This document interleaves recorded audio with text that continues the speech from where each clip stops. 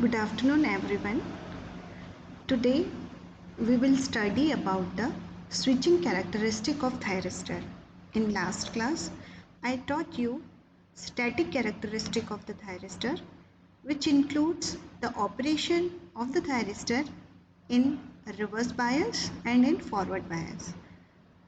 Now, today we'll study the switching characteristic of the thyristor. Actually, the static characteristic of thyristor is always considered for the economical and reliable design of converter equipment. But the static characteristic, but the switching characteristic or dynamic characteristic is required while designing the thyristor for on time and the off time of the thyristor.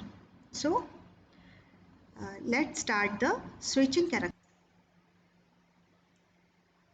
During turn on and turn off processes, thyristor is subjected different voltages, different currents through it, and the time variation of the voltage across the thyristor and current through it during turn on and turn off process give the dynamic or switching characteristic of thyristor. So this switching characteristic is divided into two parts. First is during the turn on period and during the turn off period. First we see how the thyristor turn on. In last class we studied thyristor is a 4-layer 3-junction device. Here P and PN are the 4 layers, J1, J2 and J3 are the 3 junctions. For turn on the thyristor, we required the basic requirement is we have to break down these 3 junctions. When we connect the thyristor in a forward bias, junction J1 and J3 are connected in forward bias, but the middle one junction, this J2 junction is connected in reverse bias, because when we connect it into a forward bias, this junction J1 and J3 is in forward bias, and the breakdown of these junctions, these outer junctions are easily happen, but this J2 is in reverse bias, which is we have to break down this externally. That's why we apply the gate current. So to turn on the thyristor, what is the basic requirement? To turn on the thyristor, we have to break down this junction J1, this junction J2 and this junction J3. So our main requirement to turn on the thyristor is to break down all this junction so the conduction can maintain through the layer of the thyristor. So J1 and J3, which are already in the forward bias, can be break down very easily, but junction J2 is in reverse bias, so we have to break down this junction through this forward voltage, as well as we apply the gate current through this layer so the junction J2 can break down easily. And the forward bias thyristor is usually turned on by applying a positive gate voltage between the gate and capacitor. And how can we define the turn on period or turn on of the thyristor? We can define, because when we apply the gate current and the anode voltage or forward voltage, what is happening? The thyristor gets turned on from its forward blocking state to forward conduction mode. So we can define this transition time called thyristor turn on time, and it can be defined as the time during which it changes from forward blocking state to final on state. And in last lecture I told you thyristor work as a switch. So when switch is open, there is a voltage across it, but when we close the switch, a short circuit, we can say when the switch is closed, a short circuit is happen. So no voltage across this short circuit, only current would flow. So when the thyristor in off state or in forward blocking mode, there is a forward voltage, but when the thyristor turned on, there is no voltage across the thyristor, only a small voltage drop which is due to the device will appear across the thyristor, but only current would flow through the thyristor. So let's see the turn on mechanism of the thyristor. So I told you, when a positive gate signal is applied to a forward bias SCR, the transition of SCR from forward blocking state to the forward conduction state is called the turn on mechanism of thyristor. So how this turn on time can be divided? This period can be divided into three periods. One is TD, TR and TP. What is TD? TD is the delay time, TR is the rise time, and TP is the peak time or spread time. So I will explain you all these three times, and when we add all these three times, the T on period is formed, and this T on is called the total turn on time of the thyristor. Now what is the delay time? Delay time is the time at which the gate current, this is the characteristic for the gate current. So gate current reaches its 90% value. This is the 0.9 IA. 0.9 IA means 0.9 Ig means this gate current attempt its 90% value, and this is the 0.9 VA means the voltage, forward voltage. VA is the anode voltage, forward anode voltage which we are applying across the thyristor. So VA across anode voltage reaches its 90% value, means at this point the voltage reduces to its 90% value, and this is the 0.1 IA, that is anode current. Anode current increases, or we can say it attained its 10% value. So during this time duration, this all three things are happening. We can we can define this delay time through the value of the anode voltage, gate current and the anode current. So during the delay time or in the delay time, the gate current reaches to its 90% value, anode voltage reaches to its 90% value, and the anode current reaches to its 10% value. Second term is rise time. Rise time is the time taken by the anode current to rise from 0.1 IA to 0.9 IA. During this period, the anode current attained its 90% value. Means earlier it was 10%, but as the thyristor is going into the on state, the anode current reaches up to its 90% value, and it is the rise time is also defined as the time required for forward blocking of state voltage to fall from 0.9 to 0.1. So we can define the rise time by two types. One in the terms of anode current, and second in the terms of anode voltage. So thyristor is turning on, it means it is going from open circuit to the short circuit. So what will increase? The current will increase, and what would be decrease? The voltage will decrease. So during this time period, during this rise time, the current rises from its 10% value to 90% value, and voltage decreases from its 90% to 10% value. So you can define this rise time by these two terminology. And the third time is spread time, or we can say it is the peak time.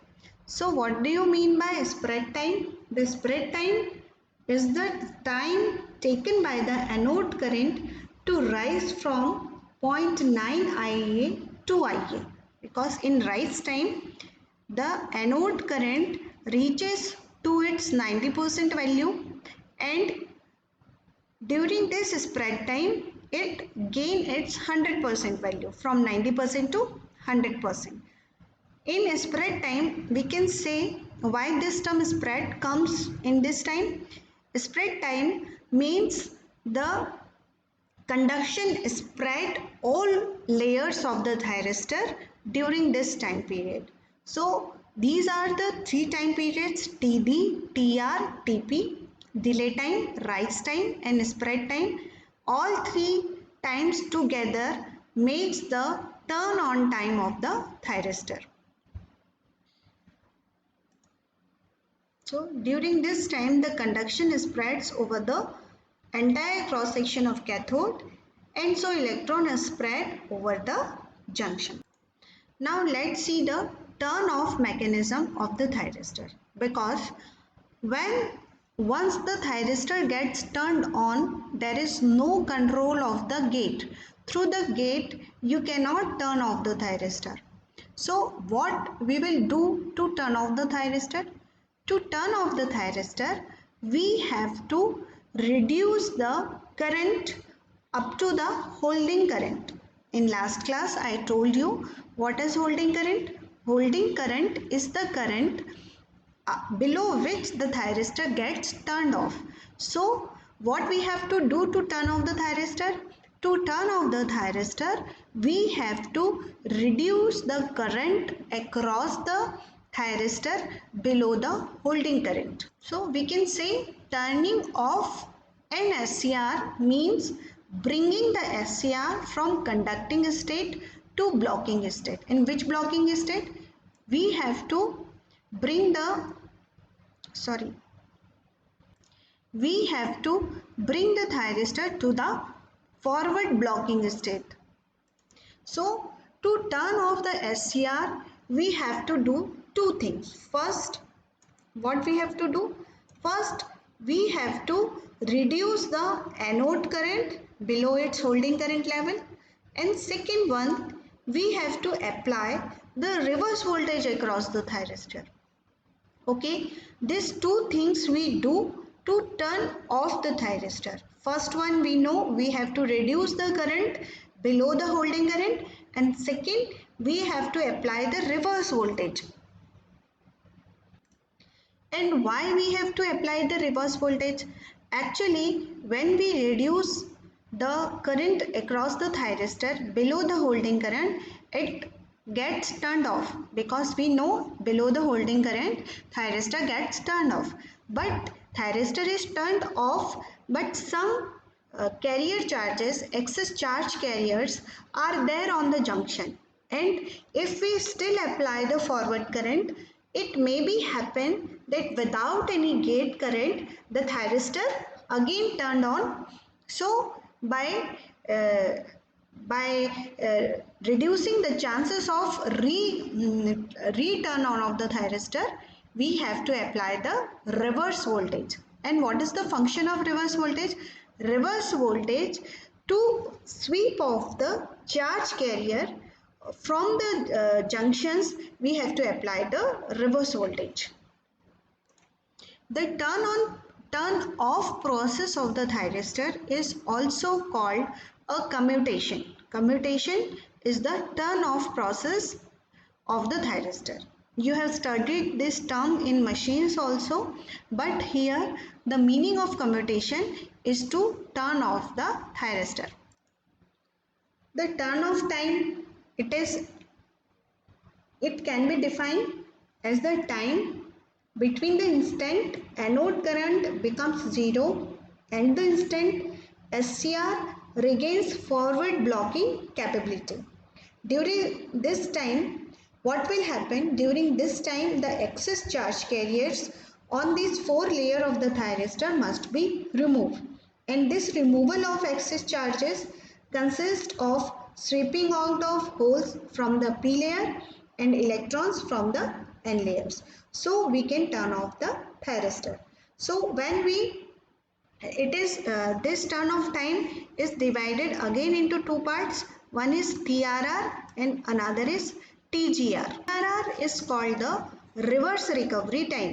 So let's see in this characteristic. This is the characteristic during the turn on time. During turn on time, we have defined these three time periods, TD, TR and TP, and the normal current is flowing. But when we have to require the commutation or turn off of the thyristor, we reduce this current up to the holding level, and still we are applying the reverse voltage because it is showing in the negative direction. It means we are applying the reverse voltage. At this point, at this instant T1, anode current becomes 0. We can see in the characteristic at this point T1 the anode current becomes 0, and after this T1 this anode current builds up in the reverse direction. It is building in a reverse direction with the same as the di by dt slope. So the reason for the reversal of uh, anode current after T1 is due to the presence of carrier stored in the 4 layers, because as we as we makes the anode current 0, there are some charge carriers on the 4 layers. So due to this charge carriers, the current will goes into the reverse direction. So when we apply this reverse voltage from this J1 time to the from this T1 time to the T3 time period, means this is the T1 and this is the T3. So this time period is called the reverse recovery time. Means in this period, when we apply the reverse voltage, the charge carriers in the across the junction J1 and J3 are sweep off. Okay, you just remember that diagram which we 1 minute. Just remember that diagram. These are the, my drawing is not going good, but see, these are, this is the basic, this is J1, this is J2 and this is J3. So when we apply the reverse voltage across this, the charge carrier is removed from this junction and junction J1 and J3. So this time period is called the reverse recovery. At the end of this T3, all the charge carriers in J1 and J3 are swept off, but still the junction J2 have the excessive charge carriers. So what will happen? These excessive charge carriers can be removed by still applying the reverse voltage across the thyristor. So from this T3 to this T4 is called the gate recovery time. I told you it is a gate recovery time. What do you mean by gate recovery time? If we up to this T3 point, the junction J1 and J3 are removed, the charge carriers are removed through the reverse voltage, but J2 has already charge excessive charges, and if the thyristor gets from somewhere some forward voltage, it may be turned on, means without gate current it may be turned on. So during this T3 and T4 we are required to apply the reverse voltage. So this is called, due to this reason, this is called the gate recovery time, means it is recover the gate after this time period. If we apply, or if we apply the forward voltage, it will not turn on at this stage. That's why this is called the gate recovery time. One more thing here, T5 time period is also there. After the turn off of the thyristor, still we are applying the reverse voltage across the thyristor, because it is only required to turn off the whole circuit in which the thyristor is connected. So TQ is called the total time period, total time turn off time of the thyristor. So we can say The total turn off time is the combination of these two time periods, reverse recovery time, in which J1 and J3, the excessive charges of J1 and J3 are swept off, and TGR, still we apply the reverse voltage across the thyristor. So the excessive charges across the J2 junction will sweep off by recombination of the charges. So this is a simple diagram by which you can understand. Here it is turning off at this point. The anode current gets 0 and the current is increases in reverse direction. After this point, the current is again moving towards 0, and up to this point still we are applying the reverse voltage, and this point the thyristor gets turned off. And thyristor turn off time is usually are the 50 to 100 microseconds. And I can explain you two terms here. One is converter grade SCRs and second is inverter grade SCR. So thyristor which are having a slow turn off time up to 50 to 100 microsecond are called the converter grade SCRs. And the SCRs which are having a fast turn off time like 3 to 50 microseconds are called the inverter grade SCRs. So converter grade SCRs are cheaper and are used where slow turn off is possible, as in phase control rectifier, AC voltage controller, cycloconverter, etc. And the inverter grade SCRs are costlier and it is used in inverters, choppers and force commutated converters. So this is the switching characteristic of the thyristor, in which we studied both the mechanism, turn on mechanism and turn off mechanism. Thank you.